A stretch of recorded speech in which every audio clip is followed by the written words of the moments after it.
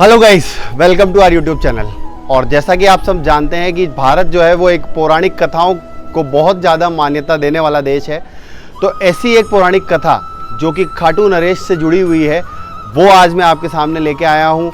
खाटू श्याम जी एक भारत का एक छोटा सा शहर है सीकर, वहाँ पर छोटा सा गाँव है खाटू श्याम जी। उसी में खाटू श्याम जी का एक बहुत ही सुंदर सा मंदिर है। और उस खाटू श्याम जी के मंदिर तक पहुंचने के लिए आपको सबसे पहले रिंगस स्टेशन पर आना पड़ेगा। रिंगस स्टेशन से करीब 20 किलोमीटर दूर जो है वो मंदिर स्थित है। अगर आप उस मंदिर तक जाना चाहते हैं तो मंदिर तक जाने के लिए अगर आप बस से जाएंगे तो बस से जाने का जो किराया है वो 30 रुपये करीब है। और अगर आप मान लीजिए जीप या जो भी सवारी गाड़ी चलती हैं उनसे जाएंगे तो आपको लगभग 40 से 50 रुपये का जो किराया है वो देना होगा। आप अगर पर्सनल कार करते हैं कि भाई हम लोग कुछ अपने साथ दोस्तों के साथ आते हैं और पर्सनल कार करने की सोचते हैं तो सोचिए कि लगभग करीब आपको 100 रुपये पर पर्सन देने पड़ेंगे। कुछ लोगों का मानना है कि आप आएँ यहाँ पर रिंगस और रिंगस में ही नहाने के बाद मंदिर की ओर प्रस्थान करें, तो हमने भी वही किया है। हम यहाँ पर कुंदन लाइब्रेरी है जो कि खाटू मोड़ पर स्थित है, वहाँ पर हम रुके हुए हैं। और उस लाइब्रेरी में जो रुकने का जो खर्चा है, वहाँ पर नहाने धोने के बाद आप अपने सामान को वहीं पर रख कर जा सकते हैं। इसके लिए हमको 50 रुपये पर पर्सन यहाँ पर देना पड़ा है। आपको किस तरीके की व्यवस्था पूरे खाटू श्याम जी में देखने को मिलती है, रिंगस के आसपास जो आपको जो छोटे छोटे स्नान घर हैं वो किस तरीके के हैं, मैं आपको अपने पीछे दिखा सकता हूँ कि अपने पीछे दिखाऊँगा कि किस तरीके से स्नान घर की जो व्यवस्था है वो यहाँ पर की जाती है। यहाँ पर ये देखिए कुछ इस तरीके से स्नान घर बने हुए हैं जिनके अंदर लोगों को नहाने के लिए व्यवस्था दी जाती है। 30 रुपये 40 रुपये जिस हिसाब से व्यवस्था बैठ जाती है, यहाँ पर लोग जो है वो स्नान करके खाटू की ओर प्रस्थान करते हैं। रिंगस आने के बाद आपके पास कई सारे ऑप्शन हैं, जैसे कि आप चाहें तो खाटू श्याम जी चले जाएं और खाटू श्याम जी के पास में ही जीण माता और हर्ष भैरव जी का मंदिर है, उनकी भी कई अच्छी मान्यता है और बहुत ही अच्छी पौराणिक जो है कथा है।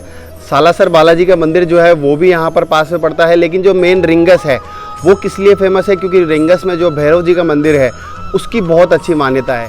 आज मैं पहली बार खाटू श्याम जी आया हूँ और सबसे अच्छी बात यह है कि किस्मत से खाटू श्याम जी को जो माना जाता है वो सबसे ज़्यादा 11 वाले दिन पूजा जाता है। और आज किस्मत से 11 है। जब मैं स्टेशन पर उतरा तो हज़ारों की भीड़ देखकर मेरा थोड़ा सा मन जो है वो व्याकुल हो गया कि आज दर्शन हो पाएंगे कि नहीं।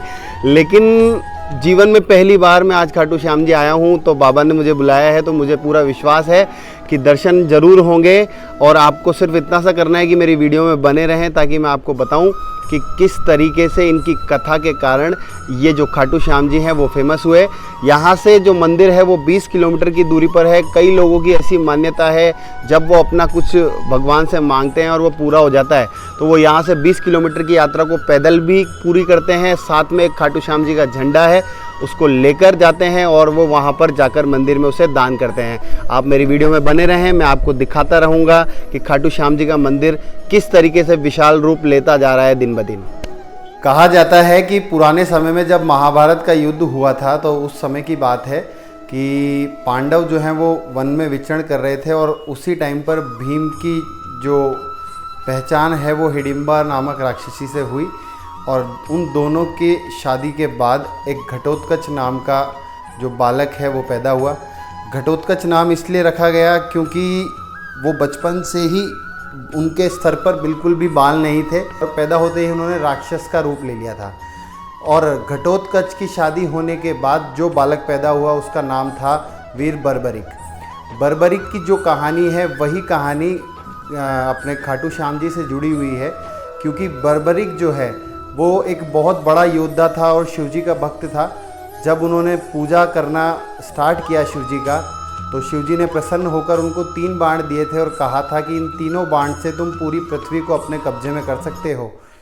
जब कौरवों और पांडवों का युद्ध हो रहा था तो बर्बरिक भी उस युद्ध में हिस्सा लेना चाहता था। तो उस समय पर उनकी माँ ने मांगा कि जो भी वहाँ पर युद्ध में हार रहा होगा आपको उसी का साथ देना है। तो इसी वचन के साथ बर्बरिक जो है वो उस युद्ध में महाभारत के युद्ध में निकल पड़ा। जब बर्बरिक महाभारत के युद्ध में पहुंचने ही वाला था तो श्री कृष्ण की नज़र बर्बरिक पर पड़ी और श्री कृष्ण ने बर्बरिक से पूछा कि आप अकेले ही कहाँ युद्ध में जा रहे हैं। उनकी तरफ हंसते हुए श्री कृष्ण ने कहा कि यहाँ बड़े बड़े योद्धा आपस में लड़ेंगे और आप कहाँ इस बड़े युद्ध में हिस्सा लेने जा रहे हैं। तो बर्बरिक ने कहा, क्योंकि श्री कृष्ण जो हैं वो एक ब्राह्मण के वेश में आए हुए थे तो उन्होंने उनको पहचाना नहीं। बर्बरिक ने कहा कि मेरे पास ये 3 बाण हैं, 3 बाण ही पूरे युद्ध को ख़त्म कर सकते हैं। तो ब्राह्मण रूप में श्री कृष्ण ने उनसे कहा कि आप ऐसा अगर वाकई में है तो आप मुझे इसका कुछ करके दिखाइए। तो आपको मैं एक चैलेंज देता हूँ कि ये जो पीपल का पेड़ है इसमें जितने भी पत्ते हैं आप एक तीर से उन सारे पत्तों को छेद कर दिखाइए। तो बर्बरिक ने जब तीर को छोड़ा तो उस पेड़ पर जितने भी पत्ते थे सभी को छेदते हुए वो श्री कृष्ण के चारों तरफ तीर जो है वो घूमने लगा। ऐसा इसलिए हो रहा था क्योंकि एक जो पत्ता था वो श्री कृष्ण ने अपने पैरों के नीचे छुपा लिया था। तो बर्बरिक ने श्री कृष्ण से कहा, निवेदन किया कि आप अपना पैर हटा लें वरना ये तीर आपको भी यहाँ पर घायल कर देगा। ऐसा कहने के बाद श्री कृष्ण ने वहाँ से अपना पैर हटाया, उस पत्ते को भी छेद कर जब वो बाण वापस से बर्बरिक के हाथों में आ गया तो श्री कृष्ण ने वाकई में मान लिया था कि हाँ ये बर्बरिक जो है वो महाभारत के जो अंत होने वाला है। क्योंकि आप जानते हैं कि श्री कृष्ण बहुत ही चतुर भगवान माने जाते हैं, उनको सब पता था कि महाभारत में क्या अंत होने वाला है। लेकिन उन्होंने सोचा कि अगर ये बर्बरिक ने इस युद्ध के अंदर अब हिस्सा ले लिया तो इस युद्ध का जो अंजाम है वो कभी भी सामने नहीं आ पाएगा। क्योंकि जो बर्बरिक है उन्होंने ये ठान रखा था कि जो भी हारेगा मुझे उसकी तरफ से लड़ना है। तो इस तरीके से तो युद्ध जो है वो सालों तक चलता जाता। बर्बरिक से श्री कृष्ण ने एक रिक्वेस्ट की और अपने रूप में आने के बाद उनसे कहा कि मैं ब्राह्मण हूँ और ब्राह्मण आपसे जो है एक भिक्षा मांग रहा है, क्या आप मुझे अपना शीश जो है वो दान कर सकते हैं क्या। तो बर्बरिक ने कहा कि मेरी जो विनती है, मेरी ये आपसे विनती है कि मैं इस पूरे युद्ध को अपनी आंखों से देखना चाहता हूँ। तो उसी समय की बात है जिस दिन बर्बरिक ने अपना शीश दान किया था वो फाल्गुन मास की एकादशी थी। इसीलिए खाटू श्याम जी के अंदर फाल्गुन मास की एकादशी के दिन बहुत बड़ा मेला लगता है जिसमें लाखों श्रद्धालु यहाँ पर अपनी मन्नत पूरी करने के लिए आते हैं। इसीलिए खाटू श्याम जी को शीश का दानी भी कहा जाता है, 3 बाणधारी भी कहा जाता है क्योंकि उनके पास 3 बाण थे। शीश का दानी इसलिए कहा जाता है क्योंकि उन्होंने ब्राह्मण के निवेदन करने पर, श्री कृष्ण के निवेदन करने पर अपने शीश का दान किया था। ये उसी समय की बात है, श्री कृष्ण ने उनसे कहा कि आपने क्योंकि मेरे एक निवेदन पर अपने शीश का दान करने के लिए तैयार हो गए तो आपको भी मैं एक वरदान देता हूँ कि कलयुग में एक सीकर नामक जगह है जहाँ पर खाटू नगर में आपका एक भव्य मंदिर बनेगा और वहाँ पर आप मेरे ही नाम से पूजे जाओगे।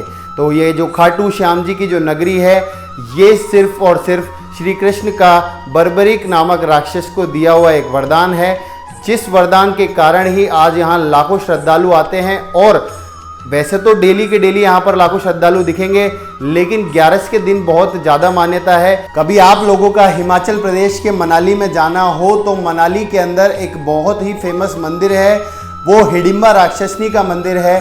हिडिंबा राक्षसनी जो है वो घटोत्कच से ही जुड़ी हुई है क्योंकि वो उनकी दादी थी। तो आप वहाँ जब जाएंगे तो यही पूरी कहानी वहाँ पर भी शिलापट पर लिखी हुई है। कभी आप मनाली में जाएं तो हिडिंबा नाम राक्षसनी का मंदिर भी ज़रूर वहाँ पर देखें। ऐसा माना जाता है कि 11 के दिन ही इन्होंने अपना जो है शीश दान किया था। यहाँ पर खाटू श्याम जी के अंदर एक श्याम कुंड भी है। ऐसा माना जाता है कि जब पहली बार जहाँ पर शीश जो है वो प्रकट हुआ था तो श्याम मंदिर के अंदर ही प्रकट हुआ था। तो हम चलते हैं और दर्शन करते हैं खाटू श्याम जी की बहुत ही सुंदर प्रतिमा का।